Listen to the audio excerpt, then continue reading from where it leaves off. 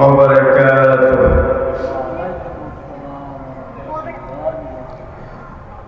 الحمد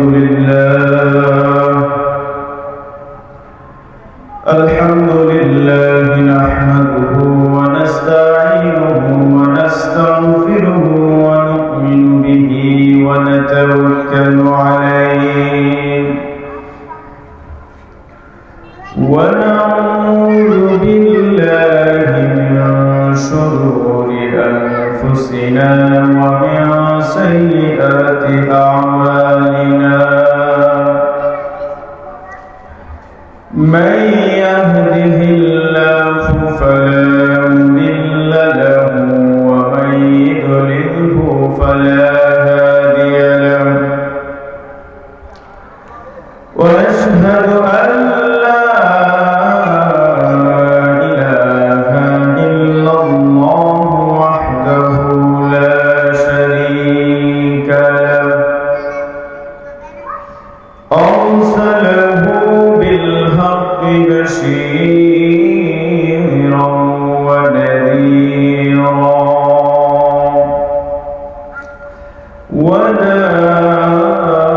وداعيا إلى الله بإذنه وسراجا منيرا اللهم صل على محمد النبي الأمي وآله وسلموا تسليما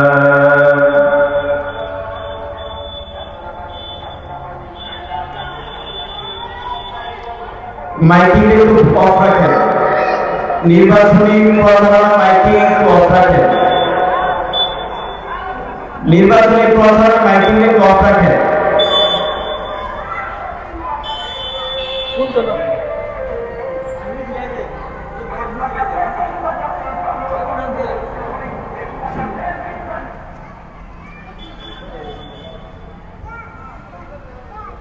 তুমি রহমান, তুমি মেহেরবান,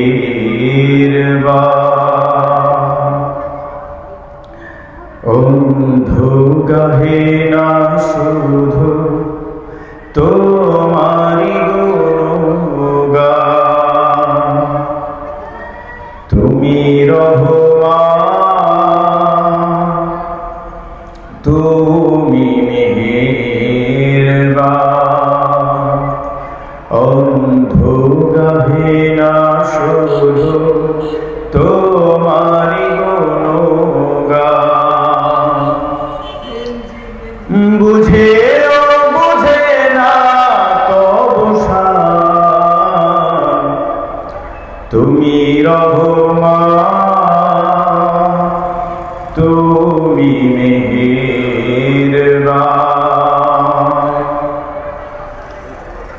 জনম জনম যদি গাহি তোমায় মহিমা গাওয়া, শেষ হবে নাহি। জনম জনম যদি গাহি তোমায় মহিমা গাওয়া, শেষ হবে নাহি। ভরে ও ভরে না যেন সাহারায় প্রাণ, তুমি রহমান, তুমি মেহেরবান।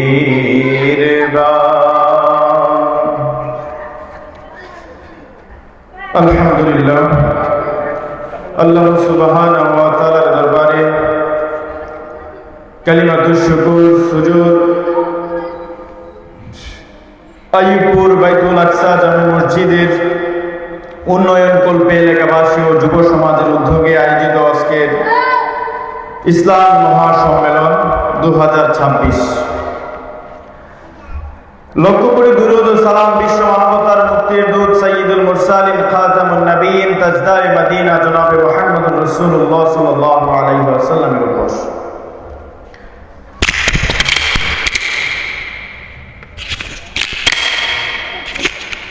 সম্মানিত উপস্থিতি, আল্লাহ তাআলার কাছে শুকরিয়া যে আমি আপনাদের মাঝে অনেক দিন পর আপনাদের এলাকায় আসলাম এবং কিছু কথা বলার জন্য আপনাদের কাছে সময় দিচ্ছি। সেই জন্য মহান মুনিবের দরবারেও শুকরিয়া আদায় করছি। অত্র এলাকায় আমি দীর্ঘদিন যাবৎ আপনাদের মাঝে ছিলাম। আপনাদের ভালোবাসায়, আপনাদের চলাফেরায় সব দিক দিয়ে আলহামদুলিল্লাহ আমি অনেক সন্তুষ্টি প্রকাশ করছি। যেহেতু আপনাদের এখানে আসছি, এই জন্য কিছু কথা আপনাদের সামনে বলছি। আল্লাহ তাআলা যদি তৌফিক দান করে কিছু কথা বলবো, মা তৌফিক ইল্লা বিল্লাহ। সম্মানিত উপস্থিতি, আমরা যেই কোরআন থেকে কথা বলবো, এটা মানুষের তৈরি করা কোনো যন্ত্র নয়। এটা মহান আল্লাহ তাআলার পক্ষ থেকে এক মহাগ্রন্থ, যা প্রিয় হাবিব সাল্লাল্লাহু আলাইহি ওয়াসাল্লামের উপর অবতীর্ণ হয়েছেন। আবু জাহেলরা চেয়েছিল যে মরুর সেই প্রান্তরে মুহাম্মদের এই ইসলামটাকে চিরতরে মুছে দেওয়ার জন্য, কিন্তু যুগ থেকে যুগ 1400 বছর আগে প্রিয় হাবিব সাল্লাল্লাহু আলাইহি ওয়াসাল্লাম দুনিয়া থেকে বিদায় নিয়েছেন। ইসলাম এখনো রয়ে গেল, কিন্তু আবু জাহেলরা এখন আর দুনিয়ার মধ্যে নেই। এই জন্য আল্লামা ইকবাল বলতেছেন, বাতিল সে দাবনে ওয়ালে আয় আসমান হি হাম, বাতিল সে দাবনে ওয়ালে আয় আসমান হি হাম, সো বার কর চুকা হে তো ইমতিহা হে হামারা। আবু জাহেলের গোষ্ঠীরা চেয়েছিল এই ইসলামটাকে মক্কার মরু প্রান্তরের মধ্যে পুঁতে দিতে, কিন্তু পারে নাই। রক্ত ঘামে ত্যাগের বিনিময়ে, সাহাবীদের রক্তের বিনিময়ে আমাদের ইসলাম এখনো এই পর্যন্ত এসেছে, কিয়ামত পর্যন্ত থাকবে। সম্মানিত উপস্থিতি, আমি যে গ্রন্থ থেকে আপনাদের সামনে কথা বলবো কিছুক্ষণ সময়, এই কিতাবটির মাঝে কোনো সন্দেহ নাই। অর্থাৎ এটি মানব জাতির জন্য এক পথ প্রদর্শক। কেউ যদি মনে করে যে এই গ্রন্থের মধ্যে সন্দেহ আছে, তাহলে তার ঈমান থাকবে না। ভুল থাকবে দূরের কথা, যদি কেউ চিন্তা করে যে এখানে সন্দেহ আছে, তাহলে তার ঈমান থাকবে না। আল্লাহ রাব্বুল আলামিন পবিত্র কালামে হাকিমের শুরুতেই বলে দিয়েছেন, যালিকাল কিতাবু লা রাইবা ফীহি হুদাল লিল মুত্তাকিন। এটি এমন একটি কিতাব, এটি এমন একটি গ্রন্থ, লা রাইবা ফী, যার মধ্যে কোনো সন্দেহ নাই, ফীহি হুদাল লিল মুত্তাকিন, এবং মুত্তাকিনদের জন্য পথ প্রদর্শক। কাদের জন্য পথ প্রদর্শক? মুত্তাকিনদের জন্য পথ প্রদর্শক। এখন মুত্তাকি কারা?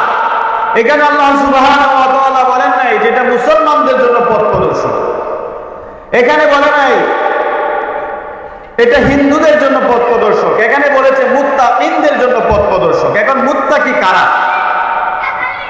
আমরা যারা মুসলমান, আমরা মুসলমানের ঘরে জন্ম নিলাম, তারাই কি মুসলমান? না। আমরা আল্লাহ তাআলার প্রতি ঈমান এনেছি, আমরা বিশ্বাসী, আমরা আল্লাহ তাআলাকে বিশ্বাস করে আমরা মুসলিম। তবে মুত্তাকি পর্যন্ত পৌঁছানোর জন্য আপনাকে পরিপূর্ণভাবে ইসলামের মধ্যে প্রবেশ করতে হবে। কারণ ইসলামের মধ্যে যদি আপনি পরিপূর্ণভাবে প্রবেশ না করেন, তাহলে আপনি মুত্তাকি হতে পারবেন না। আপনাকে শয়তান ধোঁকা দিবে, আপনি পথ গুমরাহী হয়ে যাবেন। একটা উদাহরণ দিলে আপনারা বুঝবেন। আপনি যখন রাত্রিবেলা ঘুমাইতে যান, আপনার অর্ধেক শরীর মশারির বাহিরে রাখলেন আর অর্ধেক শরীর মশারির ভিতরে রাখলেন, তাহলে এই মশারি ভিতরে থাকার মধ্যে কোনো ফায়দা আছে? কোনো ফায়দা নাই। কেন ফায়দা নাই? আপনাকে মশা কামড় দিবে। আপনি যদি পরিপূর্ণভাবে মশারির ভিতরে প্রবেশ করেন তাহলে আপনি মশার আক্রমণ থেকে বাঁচতে পারবেন। ঠিক তদ্রূপ আপনি যদি ইসলামের বাহিরে থাকেন, আপনি যদি দ্বীনের বাহিরে থাকেন, আপনি যতই চেষ্টা করেন আপনি পাপ থেকে বাঁচতে চান, আপনি বাঁচতে পারবেন না। আপনি যতই চেষ্টা করেন যে আমি হারাম থেকে বেঁচে থাকবো, আপনি বাঁচতে পারবেন না। আপনি যতই চেষ্টা করেন যে আপনি দ্বীনের পথে থাকবেন, কসমিন কালে সম্ভব হবে না। কারণ আপনি যদি পরিপূর্ণভাবে পাপ থেকে বাঁচতে চান, অন্যায় কাজ থেকে বাঁচতে চান, যদি আল্লাহর জান্নাত যদি আপনি পেতে চান, তাহলে অবশ্যই অবশ্যই আপনাকে পরিপূর্ণভাবে ইসলামের মধ্যে প্রবেশ করতে হবে, তাই না? ইসলামের মধ্যে যদি আপনি পরিপূর্ণ প্রবেশ করেন তাহলে আপনি সফল হবেন, আপনি শয়তানের আক্রমণ থেকে বাঁচবেন, আপনি আল্লাহ তাআলার জান্নাতে যেতে পারবেন। এই জন্য আল্লাহ তাআলা ইসলামটাকে পরিপূর্ণতা দিয়ে দিয়েছেন। Islam is the complete code of life, যে ইসলাম হচ্ছে একমাত্র পরিপূর্ণ জীবন ব্যবস্থা। ইন্নাদ দীনা ইনদাল্লাহি ইসলাম, আর আল্লাহ তাআলার নিকট সবচাইতে গ্রহণযোগ্য জীবন ব্যবস্থাই হলো ইসলাম। এখানে আল্লাহ তাআলার কাছে অন্য কোনো জীবন ব্যবস্থা আল্লাহ তাআলা কবুল করবেন না। আল্লাহ তাআলা কোনো জাতীয়তাবাদকে কবুল করবেন না। আল্লাহ তাআলা কবুল করবেন ইসলামকে। যদি আপনি ইসলামের সাথে থাকেন তাহলে আপনি শয়তানের আক্রমণ থেকে বাঁচতে পারবেন। সম্মানিত উপস্থিতি, আল্লাহ রাব্বুল আলামিন আপনাকে আমাকে প্রত্যেকটা গাইডলাইন দিয়ে দিয়েছেন আমরা কিভাবে দুনিয়ার মধ্যে জীবনযাপন করব। আপনি দুনিয়ার মধ্যে আসছেন, এখন দুনিয়ার মধ্যে কিভাবে চলাফেরা করবেন এটা আল্লাহ তাআলা পবিত্র কোরআনের মধ্যে বলে দিয়েছেন। আল্লাহ রাব্বুল আলামিন বলছেন, ওয়া ইবাদুর রাহমানিল্লাযীনা ইয়ামশুনা আলাল আরদি হাওনা ওয়া ইযা খাতাবাহুমুল জাহিলুনা ক্বালু সালামা। আল্লাহ রাব্বুল আলামিন বলছেন, রহমানের বান্দা তো তারাই হবে যারা পৃথিবীর মধ্যে নম্রভাবে চলাফেরা করবে। অহংকার নিয়ে, দাম্ভিকতার সাথে অহংকার নিয়ে গর্ব করে তারা দুনিয়ার মধ্যে চলাফেরা করবে না। তারা নম্রভাবে দুনিয়ার মধ্যে চলাফেরা করবে। আর যখন অজ্ঞ মূর্খ লোকের সাথে সাক্ষাৎ হবে তখন সে বিতর্কে লিপ্ত হবে না, সে তার মতো পাগল হবে না, উন্মাদ হবে না। যখন কোন অজ্ঞ মূর্খ ব্যক্তির সাথে যখন তার সাক্ষাৎ হবে, বিতর্ক তৈরি হয়ে যাবে, তখন তিনি বলবেন ক্বালু সালামা, যে আপনার উপর আল্লাহ তাআলা শান্তি বর্ষিত হোক। আপনি সালাম দিয়ে আপনি তার কাছ থেকে বিদায় নিলেন, আপনি বিতর্কে লিপ্ত হলেন না। এটা কাদের বৈশিষ্ট্য বলেন? রহমানের বান্দার বৈশিষ্ট্য। কাদের বৈশিষ্ট্য? আমরা যারা রহমানের বান্দা দাবি করি, আমরা যারা দুনিয়ার মধ্যে বলি আমরা আল্লাহ তাআলার বান্দা, আমাদেরকে এমন ভাবে দুনিয়ার মধ্যে চলতে হবে যেন আমার কোনো কাজে, আমার কোনো কারণে যেন আমার কোনো প্রতিবেশী ভাই কষ্ট না পায়। আমাকে দুনিয়ার জমিনে এমন ভাবে চলতে হবে যেন আমার আত্মীয় স্বজন আমার কাছে যেন কোনো খারাপ আমার সম্পর্কে যেন জানতে না পারে। আমাকে আপনাকে এমন ভাবে চলতে হবে যেন আত্মীয়তার চিহ্ন যেন না হয়, কারণ আত্মীয়তার চিহ্নকারী কখনো জান্নাতে প্রবেশ করবে না। যারা আত্মীয় সম্পর্ক চিহ্ন করেন তারা জান্নাতে প্রবেশ করতে পারবে না। দুনিয়ার মধ্যে আপনাকে এমন ভাবে চলতে হবে যেন আপনাকে দেখে অন্য একটা মানুষ বুঝে যে আপনি মুসলিম, আপনাকে দেখে যেন সে জানে সে আপনি একজন রহমানের বান্দা। আপনার মাঝে এমন কোয়ালিটি তৈরি করতে হবে। আপনাকে দুনিয়ার মধ্যে নম্রভাবে চলাফেরা করতে হবে। অহংকার নিয়ে, দাম্ভিকতা নিয়ে আপনি চলাফেরা করতে পারবেন না। আপনার আমার কোনো অহংকার নাই। আমার আপনার কিসের অহংকার? আচ্ছা, আপনাদের কাছে কিছু প্রশ্ন করি। বলেন তো, ইবলিস সে কেন অভিশপ্ত? সে কেন অভিশপ্ত বলেন তো?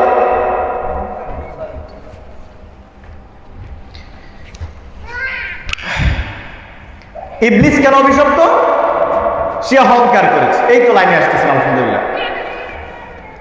এখন হাদিসের মধ্যে এটা কতটুকু সহিহ হাদিস আমরা জানি না তেমন, যে ইবলিস এমন কোন জায়গা বাদ নাই যেখানে সে সিজদা করে নাই, অর্থাৎ সে এমন ইবাদত করেছে পৃথিবীর মধ্যে এমন কোন জায়গা বাদ পাওয়া যাবে না যেখানে সে সিজদা দেয় নাই। তার মানে কি বোঝা যায়? আমার থেকে আপনার থেকে বেশি ইবাদত কে করেছে? ইবলিস করেছে। আমার থেকে আপনার থেকে বেশি ইবাদত ইবলিস করে নাই? করেছে সে। এবং কি তিনি ছিলেন ফেরেশতাদের শিক্ষক। কাদের শিক্ষক? ফেরেশতাদের শিক্ষক পর্যন্ত সে ছিলেন। এত বড় কমান্ডার তার ছিল। সে কোনো বড় তেমন কোনো পাপ কাজ করে, কিন্তু একটা কাজ অমান্য করছে। আল্লাহ তাআলার একটা হুকুম সে অমান্য করেছে। কি অমান্য? যখন আল্লাহ তাআলা বলেছিল যে আমি আদম সৃষ্টি করতে চাই পৃথিবীর মাঝে, যখন আদমকে তৈরি করা হলো, আদমকে যখন সৃষ্টি করা হলো, সবাইকে বললো যাও আদমকে সিজদা করো। সবাই আল্লাহ তাআলার আনুগত্য করলেন, আদমকে সিজদা করলেন। কিন্তু কে? ইবলিস তারা সবাই আদমকে সৃষ্টি করেছে। ইবলিস কি করলো? অহংকার করেছে, দাম্ভিকতা দেখিয়েছে, যার ফলে সে কি হয়েছে? অহংকারীদের কাতারে নেমে এসেছে, তাই না? এই জন্যই তো আল্লাহ তাআলা তাদেরকে, আল্লাহ তাআলা শয়তানকে জান্নাত থেকে সরাসরি বের করে দিয়েছেন। তোর এত বড় সাহস, তোর কিসের এত অহংকার, যে অহংকারের কারণে আমি আল্লাহ তোকে আদেশ করেছি তুই আদমকে সিজদা কর, তুই কিসের অহংকার করে সিজদা করলি না? প্রশ্ন আসে না? সাথে সাথে তার যত আমল আছে সব শেষ, তাই না? এই যে দেখেন, এত ইবাদত করছে ইবলিস, এত ভালো কাজ করছে, কিন্তু সে আল্লাহ তাআলার একটা হুকুম পালন না করার জন্য সে চিরদিনের জন্য অভিশপ্ত। একটা হুকুম পালন না করার জন্য সে কি চিরদিনের জন্য সে অভিশপ্ত হয়ে গেছে। আর আমরা প্রতিনিয়ত আল্লাহ তাআলার হুকুম অমান্য করছি। আমরা প্রতিনিয়ত নামাজ ছেড়ে দিচ্ছি। আমরা প্রতিনিয়ত আমাদের যে মৃত্যু হবে এটা ভুলে যাচ্ছি। আমরা শয়তানের থেকে আরো বেশি শয়তান শুরু করছি। এটাই আমাদের বর্তমান পরিস্থিতি, এই অবস্থার মধ্যে পৌঁছেছে। এই জন্য আল্লাহ তাআলা বলতেছে যে রহমানের বান্দা যারা নিজেদেরকে দাবি করবে তারা কি করতে পারবে না? অহংকারের সাথে, দাম্ভিকতার সাথে দুনিয়ার মাঝে, দুনিয়ার জমিনের মধ্যে চলাফেরা করতে পারবে না। কারণ কেউ যদি অহংকারের সাথে জমিনের মধ্যে পা ফেলে, ওই জমি চায় আল্লাহর কাছে, আল্লাহ তুমি আমাকে এমন শক্তি দাও আমি দুই ভাগ হয়ে এই অহংকারীকে আমি আমার ভিতরে পুঁতে ফেলে তাকে চাপ দিয়ে দিই। চিন্তা করছেন? আপনি দাম্ভিকতার সাথে জমিনের মধ্যে চলাফেরা করতে পারবেন না। এটা রহমানের বান্দার বৈশিষ্ট্য হতে পারে না। তারপর যখন আপনি যদি কারোর সাথে দেখা হয় যেখানে বিতর্ক লিপ্ত হচ্ছেন, যেখানে আপনার সাথে তর্ক হচ্ছে, তখন আপনি তার কাছে পায়ে রুটি দিয়ে আপনি সালাম দিয়ে চলে আসেন। এটাই হচ্ছে রহমানের বান্দার বৈশিষ্ট্য। সম্মানিত উপস্থিতি, আমরা যে কিতাব থেকে কথা বলতেছি, সেই কিতাব সৃষ্টি করেছেন কে? আল্লাহ সুবহানাহু ওয়া তাআলা। এখন আল্লাহ সম্পর্কে কোনো সন্দেহ আছে? আল্লাহ তাআলা যে আছেন এটা নিয়ে কোনো সন্দেহ আছে নাকি? আল্লাহ তাআলা আমরা যা দেখি না তা বিশ্বাস করি না, নাস্তিকদের মতো যুক্তি দিবেন?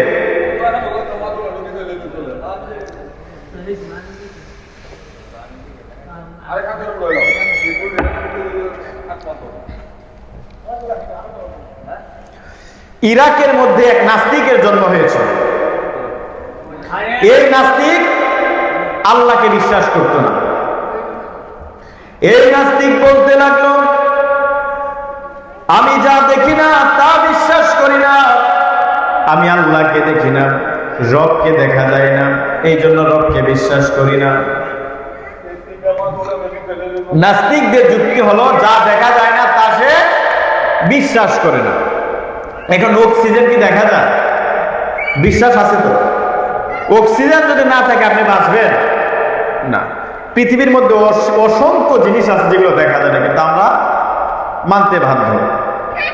তো নাস্তিকরা যুক্তি দিচ্ছে যা দেখা যায় না তা মানি না। ইরাকের লোকেরা বলল হে নাস্তিক, আমাদের মাঝে একজন ইমাম আছেন, তুমি তার কাছে যাও, তোমাকে আল্লাহ সম্পর্কে চিনায় দেবে, আল্লাহ আছে না নাই সে প্রমাণ করে দেবে। ওই নাস্তিকটি বলল ঠিক আছে, ডাকো তোমাদের ইমামকে। তখনকার ইমামকে হযরত ইমামে আযম ইমামে আবু হানিফা রাহমাতুল্লাহি আলাইহি, তিনি বললেন ঠিক আছে তোমাদের ইমাম সাহেবকে নিয়ে আসো। তখন ইমাম সাহেব আসলেন এবং বললেন যে আল্লাহ তাআলা আছে, এটা আমি প্রমাণ করব। তারপর নাস্তিক বলল, ঠিক আছে, আমি আর তোমাদের আল্লাহর বিরুদ্ধে আর তোমাদের ইমাম আল্লাহর পক্ষে ডিবেট হবে, দেখা যাবে কে জিতে যায়। দিন ঠিক করা হলো আগামী জুমার ভর দুপুর 2টার মধ্যে ডিবেট হবে। তোমাদের ইমাম আল্লাহ তাআলার পক্ষে যুক্তি দেবে আর আমি আল্লাহ তাআলার বিরুদ্ধে যুক্তি দেব, দেখবো কে জিতে যায়। জুমার আয়োজন করা হলো, সব মানুষ এখানে উপস্থিত হল, অনেক দূর দূরান্ত থেকে মানুষ আসলো সেই ডিবেট দেখার জন্য, কিন্তু একজন অনুপস্থিত, ইমাম সাহেব অনুপস্থিত। সবাই আসলো কিন্তু ইমাম সাহেব আসলো 2 ঘন্টা 2.5 ঘন্টা দেরি করে। ওই নাস্তিক বলল, তোদের ইমামের সাথে কোনো কথা নাই, তোদের ইমামের তো সময়ের জ্ঞানটা পর্যন্ত নাই, তাহলে আমি তার সাথে কিসের ডিবেট করব? যার সময়ের জ্ঞানই নাই তার সাথে আবার কিসের ডিবেট হবে, তার সাথে আবার কিসের তর্ক হবে? যা, তোদের ইমামের সাথে কোনো কথা বলবো না। ইমাম আবু হানিফা রাহমাতুল্লাহি আলাইহি বলল, আমার উজর আছে, আমার উজরটা আপনি আগে শুনেন, আমার কিসের জন্য দেরি হয়েছে। তখন বললেন, কিসের জন্য দেরি হয়েছে? তিনি বললেন, আমি যখন বাড়ি থেকে বের হই, আমার বাড়ির সামনে একটা নদী পড়ে, এই আজকে আইসা দেখি এই নদীর মাঝে কোনো মাঝি নাই, কোনো নৌকা নাই, এই পার থেকে ওপারে আসবো কোনো মাধ্যম পাচ্ছি না। তারপর আমি দেখলাম নদীর পারে একটা গাছ, এই গাছটা আপনি ভাবে 2 টুকরা হয়ে গেল, করাত ছাড়া গাছটা 2 টুকরা হয়ে গেল এবং মিস্ত্রি ছাড়া একটা সুন্দর একটা নৌকা হয়ে গেল। তারপর আমি এই নৌকার মধ্যে উঠলাম, মাঝি ছাড়া এই নৌকা সা সা করে সুন্দরভাবে আমাকে এই পার থেকে ওপার পার করে দিয়েছে। এই কথা শোনার পর নাস্তিক বলছে, তোদের ইমাম মাজনুন, তোদের ইমাম পাগল হয়ে গেছে, তোদের ইমামের সাথে কোনো কথাই নাই। তখন ইমাম আবু হানিফা বললেন, আপনি আমাকে গালি দিলেন কেন? ময়দানের মধ্যে আপনি আমাকে মাজনুন শব্দ কেন বললেন? তখন সে বলল, কেন বলবো না, আপনি একজন জ্ঞানী মানুষ, আপনি ইমাম মানুষ, মিস্ত্রি ছাড়া কিভাবে গাছ থেকে নৌকা হয়ে যায়, করাত ছাড়া কিভাবে 2 টুকরা গাছ হয়ে যায়, আবার মাঝি ছাড়া কিভাবে নৌকা চলে, আপনি একজন জ্ঞানী মানুষ হয়ে এই কথা কেমনে বলেন? তখন ইমাম আবু হানিফা বলতেছে, এই তো আপনি মাত্র লাইনে আসলেন, আমি তো আপনাকে লাইনে আনার জন্যই এতক্ষণ পর্যন্ত এত কিছু বললাম, বানিয়ে বানিয়ে মিথ্যা গল্প শোনালাম। তারপর তিনি বললেন, মিস্ত্রি ছাড়া যদি নৌকা না হয়, মাঝি ছাড়া যদি নৌকা না চলে, তাহলে এই বিশাল সৃষ্টি জগৎ কিভাবে আপনি সৃষ্টি হলো? এই যে সূর্য উঠে রাতের বেলা চন্দ্র উঠে, এই যে তারকারাজি যা কিছু আছে, গাছপালা, এগুলা কিভাবে আপনি হলো? এই যে সৌরজগৎ, এই যে গ্রহ নক্ষত্র, এই যে বিশ্বজগতের সবকিছু পর্যায়ক্রমে ঘূর্ণয়মান হচ্ছে, এগুলো কিভাবে আপনি ঘটছে? নিশ্চয়ই এর পিছনে একজন তো আছে, অদৃশ্য সত্তায় মন্ত একজন আছে। তারপর সেই নাস্তিক বলতেছে, আসলেই তো আমি একটা হাদারা, আসলেই তো আমি বুকার স্বর্গে বাস করতেছি, আসলেই তো আমি একটা পাগল, আমি তো এতদিন এই কথা চিন্তা করি নাই। আসলে তো একজন কারিগর আছে, যিনি কি করেন, এই সব কিছু নিয়ন্ত্রণ করেন। সম্মানিত উপস্থিতি, আল্লাহ রাব্বুল আলামিন পবিত্র কালামের মধ্যে সব কিছুর সমাধান আল্লাহ তাআলা দিয়ে দিয়েছে। আপনার যাবতীয় কাজ, রান্নাঘর থেকে পার্লামেন্ট পর্যন্ত সব কিছু আল্লাহ সুবহানাহু ওয়া তাআলা কোরআনের মধ্যে দিয়ে দিয়েছেন, রাসূলের সুন্নাহর মধ্যে দিয়ে দিয়েছেন। অর্থাৎ আপনি যদি কোরআন এবং সুন্নাহর পথে থাকতে পারেন, আপনি যদি কোরআন এবং সুন্নাহ মেনে যদি নিজের জীবনটাকে পরিচালনা করতে পারেন, তাহলে আপনি দুনিয়ার মধ্যেও লাভবান হবেন, আখিরাতের মধ্যেও লাভবান হবেন। এখন যেই সমস্ত নাস্তিকরা বলে যে, আবার তারা অনেকে বলে যে মৃত্যুর পরে নাকি আযাব হবে না, আমরা মাটির সাথে মিশে যাব, তাদের কথাই ধরেন। এখন আপনি মৃত্যুবরণ করলেন, কবরের মধ্যে রাখা হলো, এখন আপনার সাথে কি হলো? এই আপনি পচে গেলে শেষ, আপনার বিচার হবে না। এটা নাস্তিকরা বলে যে মাটির দেহ মাটির মধ্যে মিশে যাবে। এখন তাদের কথায় যদি আমরা বিশ্বাস করি কি যে কবরের আযাব যে সত্য, এটাকে আমরা বিশ্বাস করি না? কবরের মধ্যে যে সওয়াল জবাব হবে এটা কি বিশ্বাস করি না? অর্থাৎ পুনরুত্থানের প্রতি বিশ্বাস আমাদের আছে। যদি না থাকে তাহলে ঈমান থাকবে না। ঈমানে মুজমালের মধ্যে এই অংশটা, যে আমরা যদি আখিরাতের প্রতি যদি বিশ্বাস না করি, পুনরুত্থানের প্রতি যদি বিশ্বাস না করি, বিন্দু মাত্র যদি সন্দেহ থাকে, তাহলে আমাদের ঈমান থাকবে না। এখন যেই সমস্ত লোকেরা, যেই সমস্ত নাস্তিকেরা বলে যে কবরের মধ্যে যাওয়ার পর তো আমরা পচে গলে শেষ, আমাদের আবার কিসের বিচার হয়? এখন এই কথা বলে তারা আল্লাহর প্রতি ঈমান আনলো না, ভালো কাজ করলো না, নামাজ পড়লো না, রোজা রাখলো না। এখন বাই চান্স ধরেন এইগুলো হইলই না, ধরেন আমাদের মৃত্যুর পর কোনো সওয়াল জবাব নাই, আমরা মাটির সাথে মিশে গেলাম, আমাদের কোনো বিচার হইল না। এখন আমরা যদি দুনিয়ার মধ্যে ভালো আমল করি তা আমাদের কোনো লস আছে? লস নাই। কিন্তু যদি সওয়াল জবাব হয় তাহলে কি ধরা খাইতে হবে না? কি ধরা খাবেন না? অবশ্যই ধরা খাবেন। সুতরাং আপনাকে আমাকে পুনরুত্থানের প্রতি বিশ্বাস স্থাপন করতে হবে। নিয়ে আসুন, সমস্যা নাই, আমি বেশিক্ষণ কথা বলবো না। নিয়ে আসুন। সম্মানিত উপস্থিতি, এই জন্য বলতে চাই, আখিরাতের প্রতি যদি আপনার পরিপূর্ণ ধারণা থাকে, আপনার যদি মৃত্যুর পরে মৃত্যু নিয়ে যদি আপনি টেনশন করেন, তাহলে আপনি খারাপ কাজের মধ্যে লিপ্ত হবেন না, আপনি খারাপ কাজ করতে পারবেন না, আপনি অন্যায় কাজ করতে পারবেন না। আপনার ভিতরে আখিরাতের চিন্তা থাকবে। আপনার ভিতরে আপনি ভাববেন যে আমি তো দুদিন পরে মারাই যাব। এখন আপনারা যারা এখানে আছেন, আমাদের হায়াত কি দিন দিন বাড়তেছে না কমতেছে? আমাদের হায়াত দিন দিন কমতেছে। এখানে অনেকে আছেন 50 বছরের মুরব্বী, আবার অনেকে আছেন 40 বছর, আবার কেউ আছেন 30 বছর, কেউ আবার আছেন 20 বছর, আবার 10 বছরের পোলাপান আছে, আবার অনেকেও 60-70 বছরের এখানে আছে। তো এখন আপনার জীবন থেকে যদি এই 60 বছর চলে যায়, আপনি যদি 70 বছর হায়াত পান, তাহলে আপনার থাকে কয় বছর? মৃত্যুর তো আমাদের বলতে হবে না কখন আমাদের মৃত্যু হয়, আমরা এটা জানি না। আমরা মৃত্যুর জন্য সবসময় প্রস্তুত থাকতে হবে। এখন আপনি ধরেন আপনার বয়স হচ্ছে 70 বছর, এখন আপনার অলরেডি 70 বছর থেকে ধরেন 40 বছর গত হয়ে গেছে। যার এখানে আছে 20 বছর, ধরেন তার 20 বছর গেছে, আমরা নিশ্চিত নাকি যে আমাদের মৃত্যু হবে। তাহলে এই দুনিয়ার মধ্যে অল্প কিছুদিনের জন্য আইসা আমরা কেন হারামের মধ্যে লিপ্ত হয়ে যাব? দুনিয়ার মধ্যে আইসা কেন আমরা অন্যের হক কেন মেরে দেব? আমাদেরকে আল্লাহ তাআলার ভয় থাকতে হবে, আল্লাহ তাআলার প্রতি তাকওয়া থাকতে হবে। আল্লাহ তাআলা আমাদেরকে যে বিধান দিয়েছে সেই বিধান অনুযায়ী আপনাকে আমাকে চলতে হবে। সম্মানিত উপস্থিতি, আমি আলোচনা দীর্ঘায়িত করছি না। আমার আলোচনা করার মধ্যে তেমন প্রিপারেশনও নাই, এলোমেলোভাবে আপনাদের সামনে কিছু অল্প কথা বললাম। যদি এই কথার মাঝে কিছু কথাও যদি আপনাদের আমলে ধরে, তাহলে আল্লাহ তাআলা যেন আপনাকে সেই আমল করার তৌফিক দান করেন।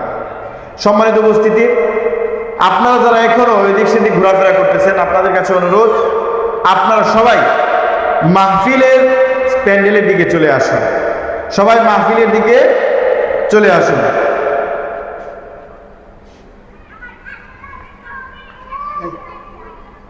নিয়ে আসেন।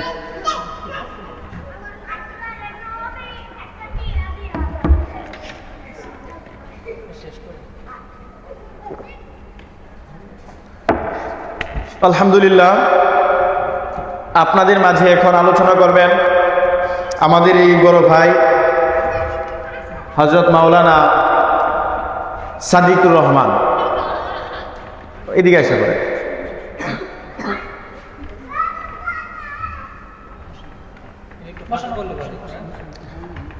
অনেক দিন ধরে আলোচনা করি না, যার কারণে অভ্যাসটা তেমন নাই, মানে জড়তা ধরে গেছে, এই জন্য আলোচনা করতে পারছি না। আপনাদের মাঝে যখন ছিলাম, রেগুলারলি কথা বলছি, তখন আমাদের জড়তাটা তেমন ছিল না। তো অনেক দিন ধরে আমি এই আলোচনা থেকে যেহেতু দূরে, যার ফলে আমি আলোচনা দীর্ঘায়িত করতে পারতেছি না, আমি কথা বারবার হারিয়ে ফেলছি।